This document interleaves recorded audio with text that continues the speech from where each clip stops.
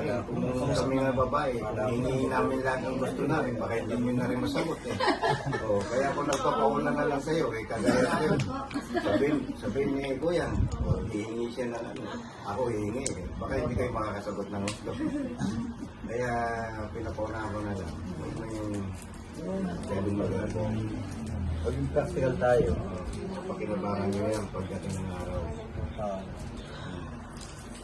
Hanggang sa ano lang yung simbahan, nag-picture lang yun, okay lang ko pa talagang photo shot niya.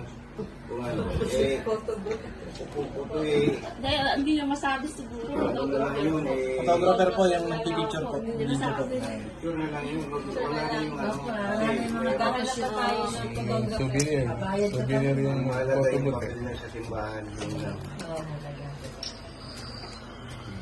Kung kukunin namin ng mula sa baba hanggang sa taas, baka may si Rebing eh. Baka luluod na lang dito, mag-iusap na lang siya na patuwarin niya. Kukunin ko na lang si Tricia. Patuwarin niya lang siya. Eh hindi naman, pangit naman yun. Kaya sabi ko, dito wala namang plastikan ng salita. Mayroong plastikan. Kaya kung ano yung nasa puso natin, yung kaya natin ibibigay, yun lang yan.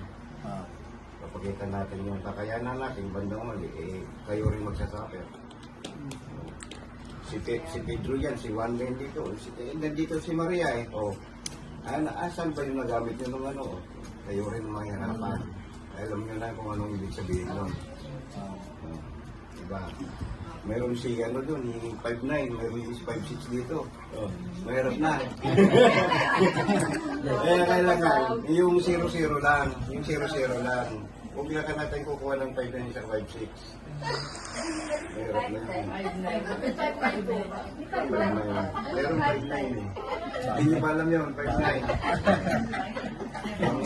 Punta ka sa bangko. Malaki na po. Punta sa bangko, tapos punta ka sa Bombay. Hindi na, kaya kasi Maria at si Pedro, gagamitin na lang nyo sa kinabukasan nyo. Basta may tos nyo lang, madala nyo lang sa altar ng ating Hindi naman tayo tuldan. Ang mga bisita naman eh, pag kumain eh, uwi na rin agad. Sa amin talaga sa tradisyon namin sa La Union talaga. Marami po kami kahilingan doon. Lalo po yung babae. So, hindi ko sasama o kaya i-pair dito ng tradisyon ng Rhodesia sa kanyang La Union. Ang La Union kasi mabigat ang kanilang anak. May mga pasayaw-sayaw pa yata. May mga pasayaw, may mga sabit, meron mga duty, meron mga po. Baka ako yung hindi ko kayo paano makatulungan. So hindi ako ganun po. Isa lang din akong sampid dito sa kanila.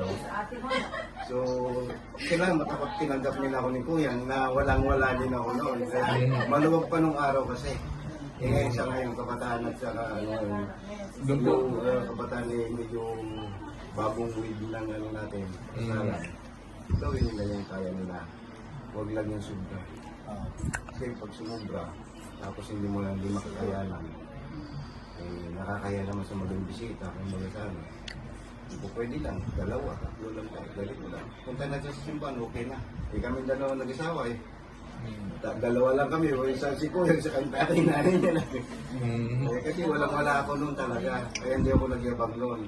Kahit ganong kaapil nila sa akin eh. Pinakita ko na rin sarili ko na kinayanan ko ng tumuwid ng sariling paa. Ngayon nagugulat lang ng aking magulang. Sinama ko dito, sawa ng Diyos, isang kumot lang naman binigay. Wala naman binigay ito tulo. Kung magsasaka lang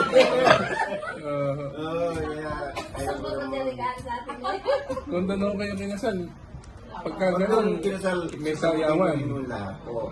Kaya naman. Doon sa Isabela po, Ilocanuhan din ho doon eh. 3 days yata ang sayawan doon. Ganun, tapos araw-araw may mga maraming niluluto. Baboy pa lang yan, kakatay ka na ng baboy yan, tatlo. Kung 10 baboy, Kinasal yan maubos eh. kapatid ko dito sa Pangasinan eh. Magkailang ng baboy yung tinumba, lalaki. Nakagastos pa kayo 150 down. Ganun Isawa kalaki. ng Diyos eh. May pinadala hanggang ganyan lang eh. Nag-aagawan pa, puro tago-tago pala doon sa Pangasinan. tinago-tago yung mga kan. Kahit na kasalukuyan na nagsasayawan, tinahabol pa isang bawi ng malaki, kakatay pa. Eh, meron pa, nalalagay sa kaldero, bit-bit-bit. Ganyan Ayaw ko sa nang ano. nangyari sa amin.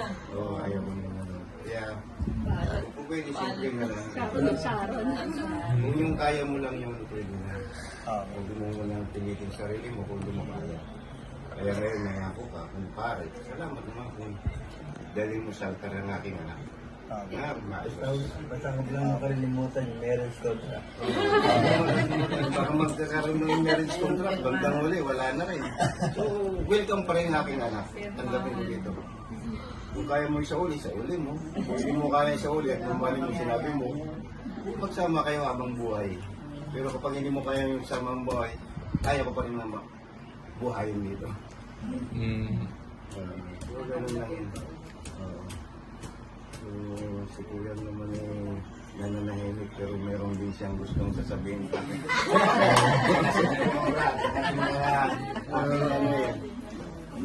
Hindi, yan nga, sabi ko nga, mahirap lang kami. Kaya kami, dinadama namin yung kalagayan ng mga ganito. Hanggat maaari, sana, tulad ng sinabi ni Mayoko, yung bang mangungutang ka pa para ringa lang yung bakasyon. Hindi maganda yun. Kung ano yung meron, kung ano yung kakayanan na. Ang totoo na, akala ko, sa ulis lang. Pagkakapasawis, ako na bahala. Dadaling ko lang din sa munisipyo namin. Ano kung magdala ng si Regina isang bibi tapos dalawang manok. Inadobo na, tapos ka. Kaya gusto niya naman kasi sa Kasi hindi naman kami mga buwan. Lumaki kami sa hirap kasi. isang ano lang kami po dito. Isang magsasakang bulubi. Pares kami naman dito. Saka ano po, galing din po kami sa sulod po nung nakaraang hawin po. Sinugan din po kasi kami po. Lalo na po yung ano namin, pamilya namin ng purpose dito. Hirap na hirap pa kami. Wala kami kami po dito. Kaya ayaw ko rin nagkakaroon din sila na makaranas ng hirap din namin nung itinuwi ay ilan. Inangat namin na yung anak, 4. Sana ganun din ang gagawin niya rin din. Pagkapamilya niya, iangat niya ang sarili niyang anak at huwag siyang umasa sa magulang dahil baka mamaya yan pang mag-away yung magulang mo sa kayong anak ko ay hindi kayo magkasundo. Pangit naman. Ako sa uwi lang dito ng anak ko, meron pala siyang bit-bit na pupo at saka yung buhat. So, paano ngayon yun? Ayaw ko naman ng gano'n. Simula na pagkabata yan, pagkalit yan, hindi nagkakaroon ng mga duhat sa pasak ng mga katawan yan. Kaya ayaw ko yung mabubuhatan mo ng kamay ng anak ko.